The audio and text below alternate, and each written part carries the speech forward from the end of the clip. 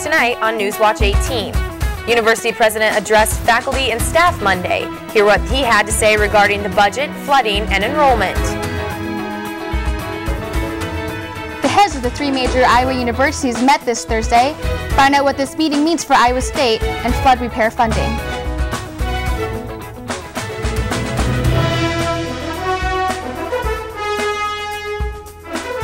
Ever wonder why we have a university-issued card is so vital? We take a look at some details behind the ISU cards. It's all coming up tonight on Newswatch. Good evening and thanks for joining us. University President Gregory Geoffrey spoke yesterday afternoon at an award ceremony. Faculty and staff were there to hear his State of the University address as well. One of the main focuses was Iowa State's budget. And especially since 2009, we have lost 22% of our state appropriations, a budget cut of essentially $63 million. President Geoffrey said this year's student enrollment has broken our own record. He also added that flood cleanup is mostly complete and restoration of buildings will begin soon, funded by insurance, FEMA, and some funds from Iowa State. Iowa State officials told the Board of Regents Thursday that the estimated bill for flood damage will be around $40 to $50 million.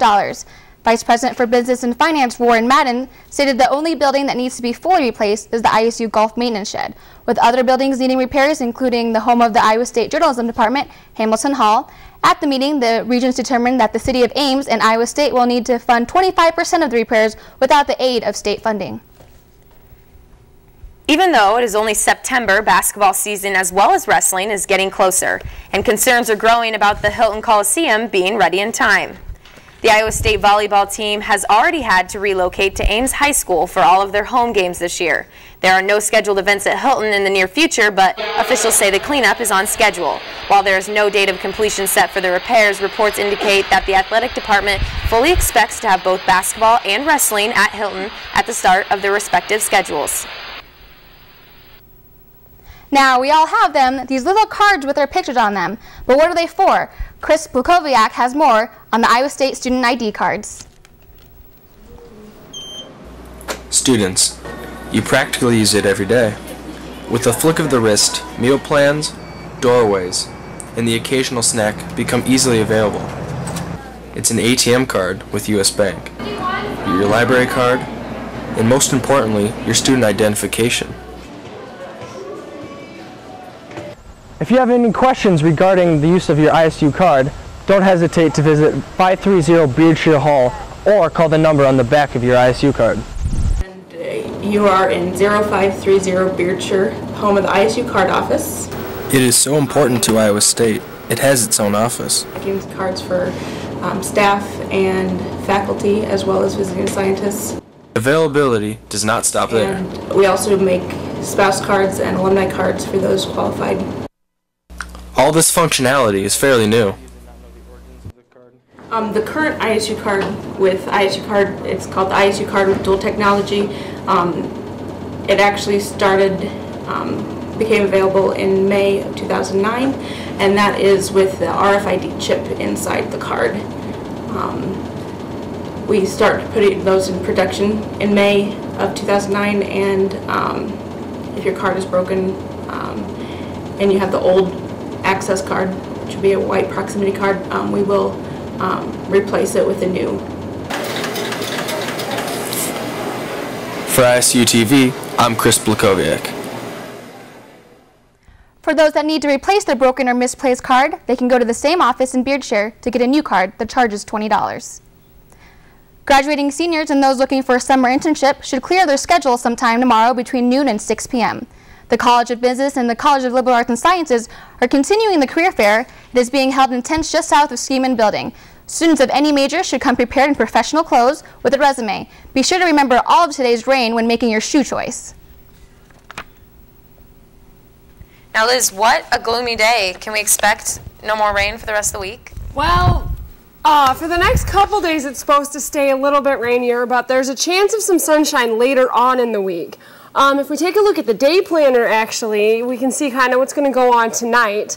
And you can see that about midnight tonight, it'll still be rainy with those thunderstorms, about 63 degrees. About 9 a.m. tomorrow, so when you're getting up and getting ready to go to class, about 65 degrees, so a little cooler. And then our high tomorrow is supposed to be around 80, so about 3 p.m. we'll be sitting at 79, but there'll still be some thunderstorms lingering in the area. To find out more about the extended forecast and when we'll see some more sunshine, stay tuned after the break. This is Newswatch 18.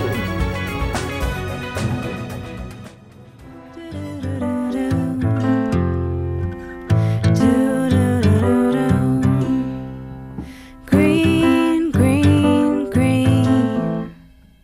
It's your home, it's your dream. Radon testing, keep it healthy and clean. Make it green, green, green. Making it green is making sure the air in your home is healthy for your family to breathe. Make sure you test your home for the presence of radon. It's easy. To learn more, call 866-730-GREEN. Preserve your family's health and well-being. Get your home tested. Now that's living healthy and green. Green, green, green. It's your home, it's your dream. Radon testing, keep it healthy and clean. Make it green, green, green. To learn more, call 866-730-GREEN. Welcome back to Newswatch Channel 18. We're going to take a look at the weather. You can see right now we're sitting about 67 degrees, and it's still pretty rainy and drizzly like it has been all day.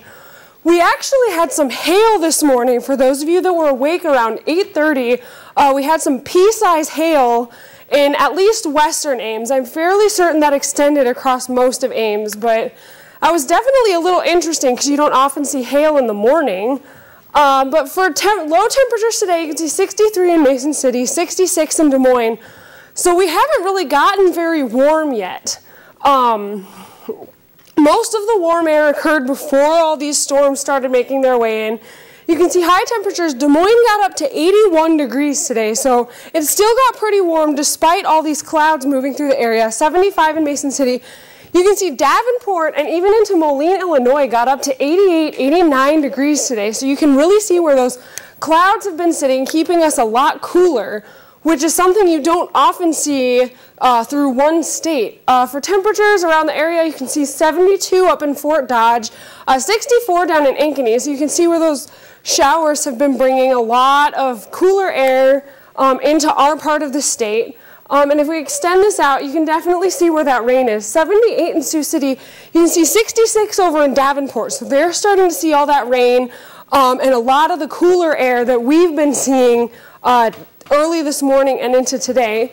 73 up in Mason City, so pretty much around 70 degrees for most of the state. Again, that continues for most of the Midwest. You can see 83 down in Kansas City, 81 in Denver, so you can see where that cold air hasn't quite gotten to yet. And that's going to continue as a trend over the next few days. If we look at the radar, though, you can see right here in the Midwest, we've got that area of showers that's been pretty much sitting over central and eastern Iowa all day. And that's just been dumping rain. I think we're sitting at about, half an inch. Or we're sitting at half an inch in Des Moines. Ames was actually at about 1.5 inches last time I looked. And the Quad Cities are starting to see a lot of rain, and that's going to continue to push off as this system continues to move east.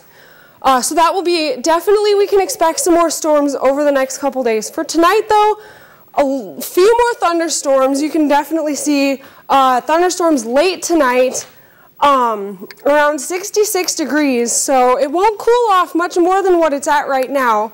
But those rain showers will stay for the next couple days. Tomorrow, again, more thunderstorms. A high of, actually, it's supposed to get up to around 80. But we're still going to see those thunderstorms tomorrow. And if we look at the extended forecast, you can see, again, Wednesday and Thursday we're supposed to see showers. Wednesday, a high of about 80. Thursday we're going to be around 77, but then as we get into Friday and even into the weekend, you can see that nicer weather starts to work its way into our area. Although the highs start to gradually decline, you can see Friday night, we have a low of only 49 degrees, so we're definitely starting to see that fall weather. And hopefully that trend of sunshine will continue. And with that, I'll send it back to Addison at the desk. Thanks, Liz. When Cub Food closes in mid-November, so will First National branch located inside. After 20 years of service together, Bank President Scott Bauer is disappointed to part ways. First National will offer jobs as vacancies open in other branch locations in Ames, and Cubs Food will assist employees with finding future employment. Hours are now 8 a.m. to 8 p.m. until further notice. If you're thinking of going on a drive this Friday, you might want to avoid Western Polk County. More than a dozen local police stations will randomly pull people over at yet-to-be-disclosed locations in West Polk County. Drivers are to prepare for one of the largest traffic checkpoints in 2010. Police will be looking for seatbelt, license, registration, and equipment violations. Previous checkpoints done this year have proved the program works. You can learn more or share tips on routescotter.com.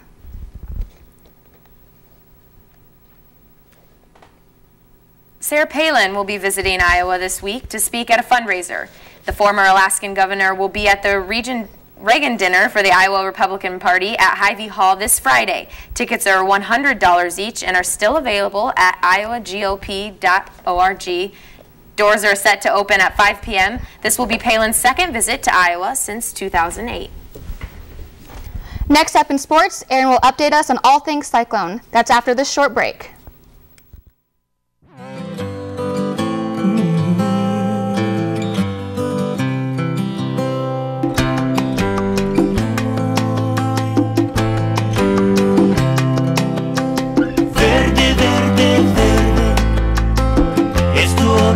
Es tu ambiente, la prueba de ratón, la salud la protege, hazlo verde, verde, verde. El vivir verde es asegurarse que el aire en su hogar es saludable para su familia.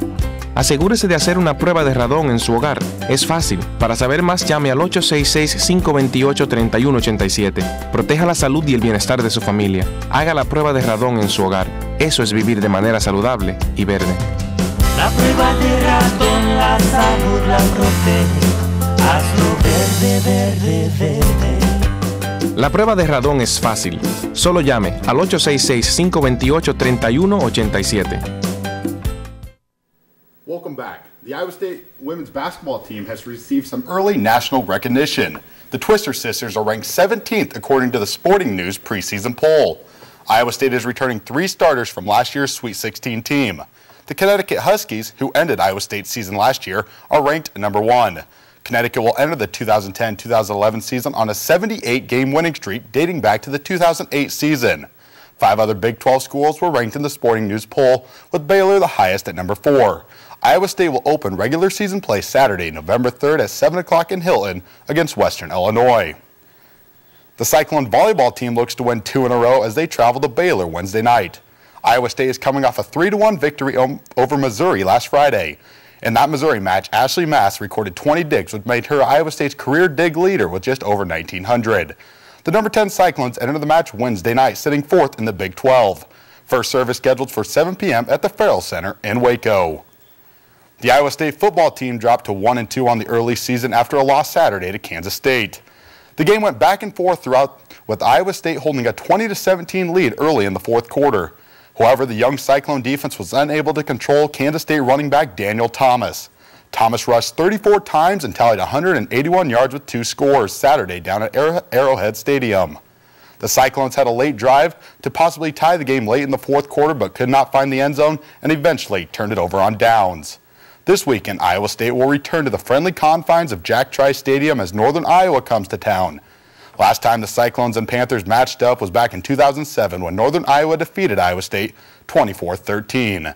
Kickoff is scheduled for 6 p.m. Saturday, but if you can't make it over to Jack Trice, the game will be televised statewide on Mediacom. Taking a look outside Cyclone sports, New York Jets wide receiver Braylon Edwards was cited for a DUI early this morning. Edwards was pulled over at 5:15 and officers noted a strong scent of alcohol coming from the vehicle.